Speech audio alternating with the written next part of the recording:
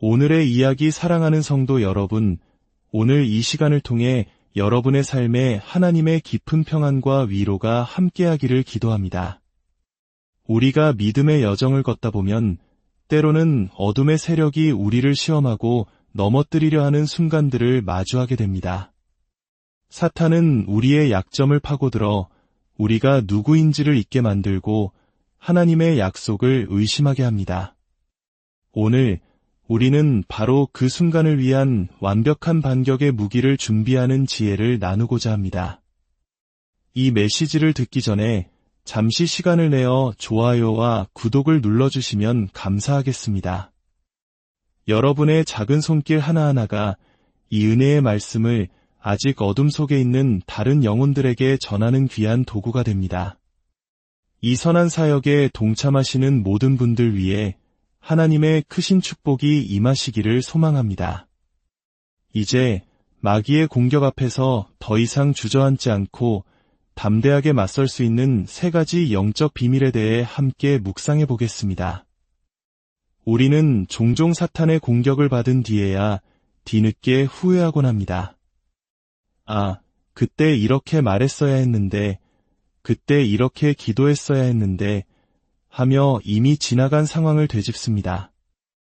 혹은 다음 주일 예배에 가서야 힘을 얻을 수 있을 거라 생각하며 일주일을 무기력하게 보내기도 합니다. 하지만 더 이상은 그렇게 무너지지 않을 것입니다. 오늘 말씀을 통해 사탄이 당신의 마음의 문을 두드리며 너는 아무것도 아니야, 너는 실패자야라고 속삭이는 바로 그 순간 문 앞에서 당당하게 맞설 수 있는 강력한 응답을 갖게 될 것입니다. 예수님께서는 광야에서 사탄의 시험을 받으셨을 때 완벽한 반격을 보여주셨습니다. 그분은 기록되었으되 라고 말씀하시며 하나님의 말씀으로 대적하셨습니다. 예수님은 말씀을 하셨고 그 말씀이 곧 사탄을 물리치는 검이었습니다.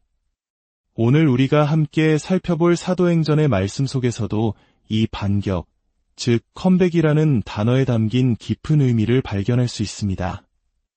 본문에서 사도 바울과 바나바는 그들이 파송되었던 곳으로 다시 돌아오고 있었습니다.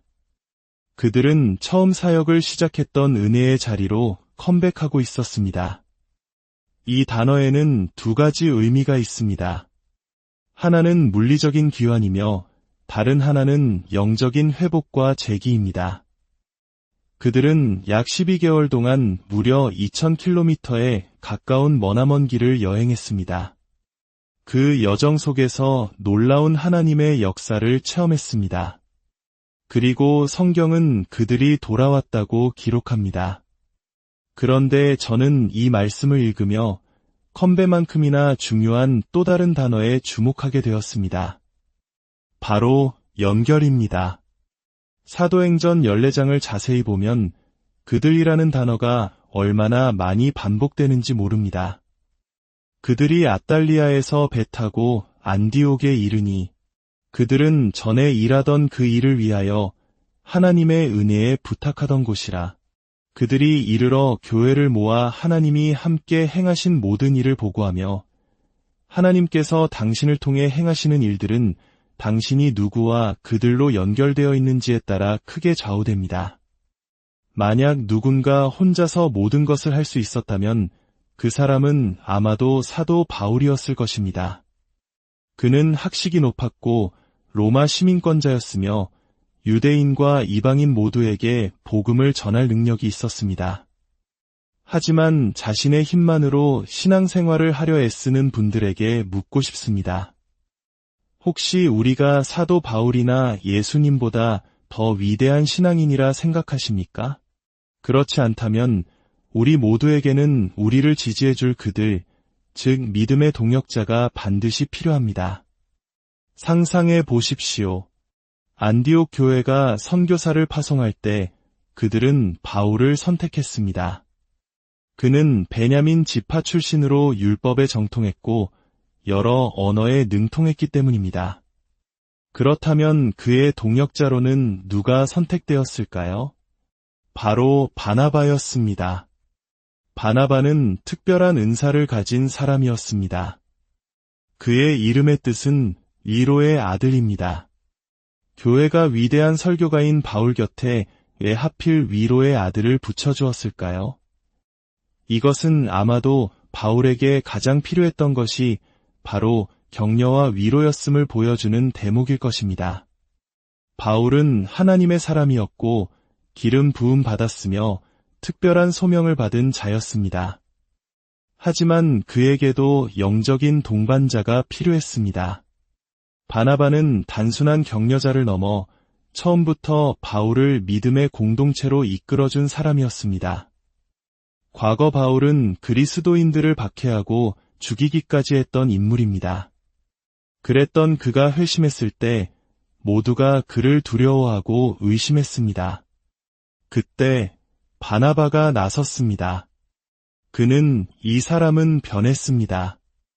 그에게 기회를 줍시다 라고 말하며 모두를 설득했습니다. 바나바는 사울이라는 핍박자 안에서 이대한 사도 바울의 가능성을 보았습니다. 그는 희망을 품는 사람이었고 사람의 가장 좋은 면을 볼 줄 아는 긍정적인 사람이었습니다. 오늘 저는 여러분의 연결에 대해 이야기하고 싶습니다. 바울과 바나바가 그 모든 고난을 이겨낼 수 있었던 이유는 그들이 혼자가 아닌 그들이었기 때문입니다. 때때로 우리 삶에서 사탄이 떠나지 않는 이유는 우리가 그를 혼자 힘으로 몰아내려고 하기 때문입니다. 우리는 혼자서 머릿속으로 싸우고 자신의 성격과 의지만으로 이겨내려 합니다. 하지만 기억하십시오. 만약 당신 혼자의 힘으로 그 문제를 해결할 수 있었다면 당신은 이미 그곳에서 벗어났을 것입니다. 아직도 같은 자리에 머물러 있다면 어쩌면 당신은 올바른 연결, 즉 당신의 바나바를 기다리고 있는지도 모릅니다.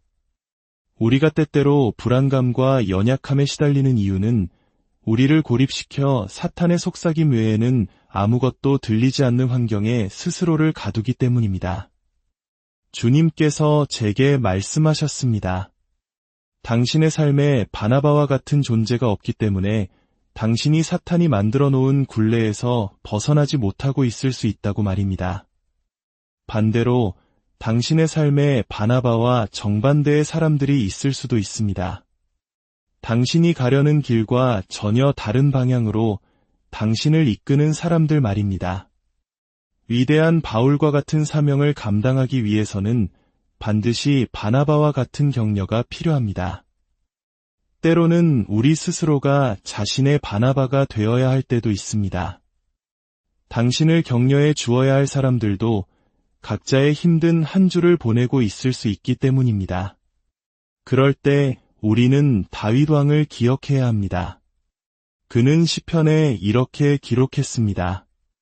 내가 주 안에서 스스로를 격려하였노라. 그는 자신이 쓴 시편을 스스로에게 읊어주며 절망 속에서 일어섰습니다. 주일과 다음 주일 사이에는 많은 시간이 있습니다.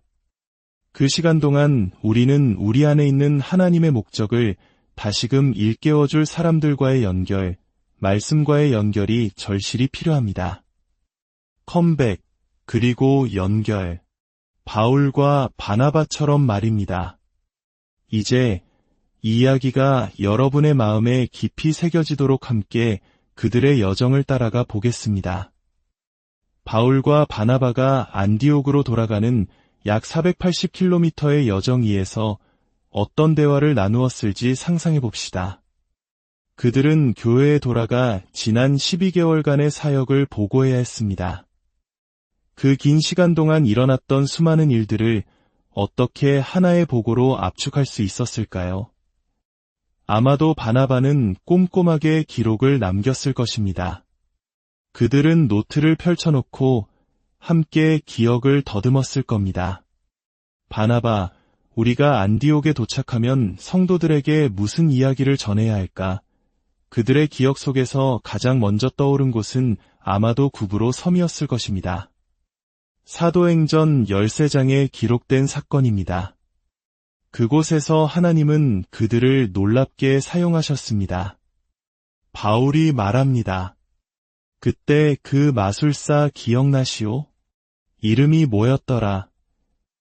바나바가 대답합니다. 아, 엘루마.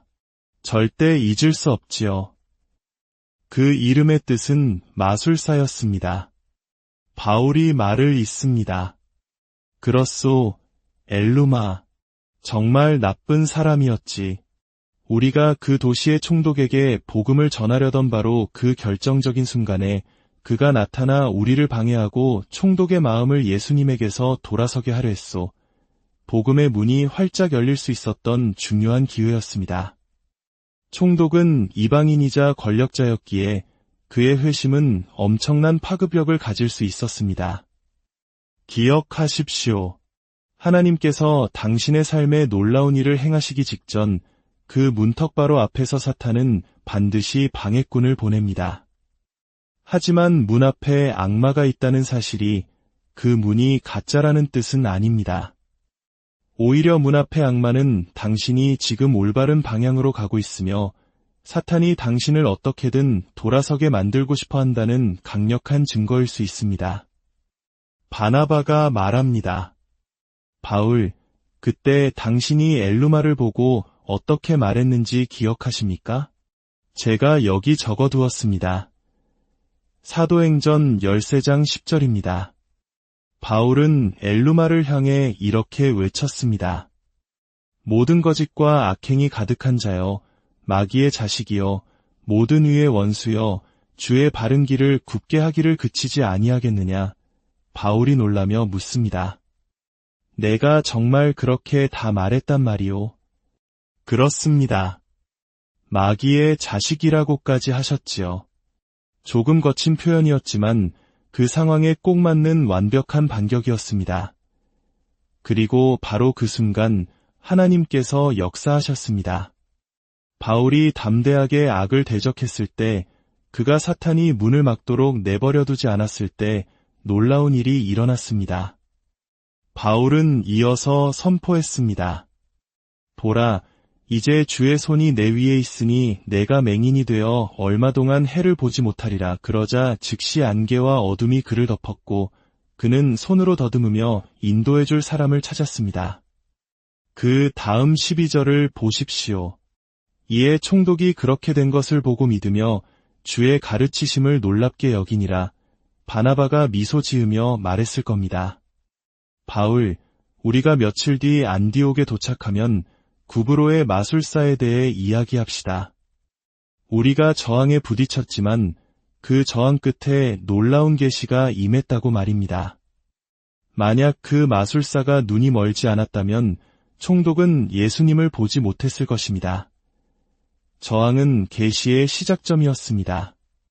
지금 당신의 삶에서 마주하고 있는 그 저항이 어쩌면 하나님이 얼마나 위대하신지를 보여주실 계시의 문일지도 모릅니다. 우리는 하나님께 저항을 없애달라고 기도하면서 동시에 우리를 강하게 만들어달라고 기도합니다.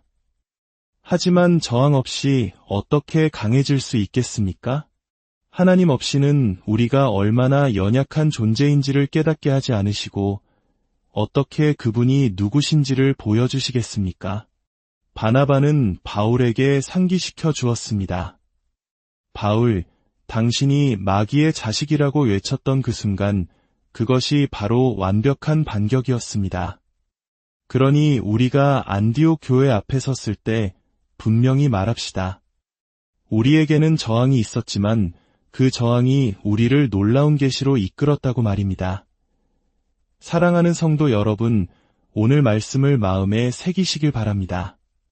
당신이 직면한 어려움은 끝이 아니라 하나님의 새로운 시작을 여는 문입니다. 당신의 삶에 바나바와 같은 동역자를 허락해달라고 기도하십시오. 또한 당신 자신이 누군가의 바나바가 되어주십시오. 그리고 사탄이 당신의 문을 가로막을 때 주저하지 말고 하나님의 말씀과 믿음의 동역자들과 함께 담대하게 외치십시오. 저항이 있는 곳에 하나님의 계시가 있음을 믿으십시오.